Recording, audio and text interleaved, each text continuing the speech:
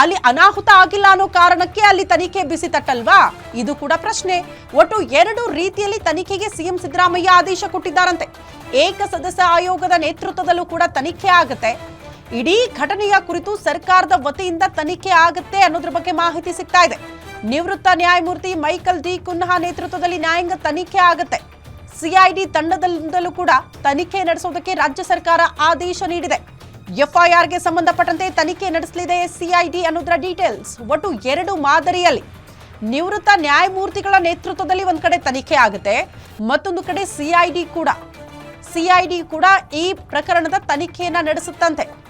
ಯಾರು ನಿಜವಾಗ್ಲೂ ಜವಾಬ್ದಾರು 11 ಜನ ಅಮಾಯಕರ ಸಾವಿಗೆ? ಇದನ್ನ ಸಿಐಡಿ ಅಧಿಕಾರಿಗಳು ಪತ್ತೆ ಮಾಡ್ತಾರಂತೆ ತನಿಖೆಯ ಸಂದರ್ಭದಲ್ಲಿ. ಸಿಐಡಿ ತನಿಖೆ ಆದ್ರೆ ಎಲ್ಲವೂ ಕೂಡ ಸರಿಯಾಗತ್ತಾ? 11 ಅಮಾಯಕ ಜನರ ಸಾವಿಗೆ ನ್ಯಾಯ ಸಿಗುತ್ತಾ? ಇದೆಲ್ಲವೂ ಕೂಡ ಪ್ರಶ್ನೆ. 2 ಹಂತದಲ್ಲಿ 2 ಆಯಾಮಗಳಲ್ಲಿ ತನಿಖೆ ಆಗುತ್ತೆ. ಇನ್ನೊಂದು ನೆನಪಿಟ್ಕೊಳ್ಳಿ, ಹೈಕೋರ್ಟ್ ಕೂಡ 11 ಜನರ ಸಾವಿಗೆ ಸಂಬಂಧಪಟ್ಟಂತೆ ಸ್ವಯಂ ಪ್ರಕರಣ ದಾಖಲು ಮಾಡಿಕೊಂಡು ಈ ವಿಚಾರಕ್ಕೆ ಸಂಬಂಧಪಟ್ಟಂತೆ ವರದಿ ಕೊಡಬೇಕು ಅಂತ ಆದೇಶ ನೀಡಿದೆ. ಅದನ್ನ ಗಮನಿಸಬೇಕಾಗಿರುವಂತಹ ವಿಚಾರ. ಇಲ್ಲಿ ಸ್ವಯಂ ಪ್ರಕರಣ ದಾಖಲು ಮಾಡಿಕೊಳ್ಳುವಂತ ಎಲ್ಲ ಹಕ್ಕಿದೆ.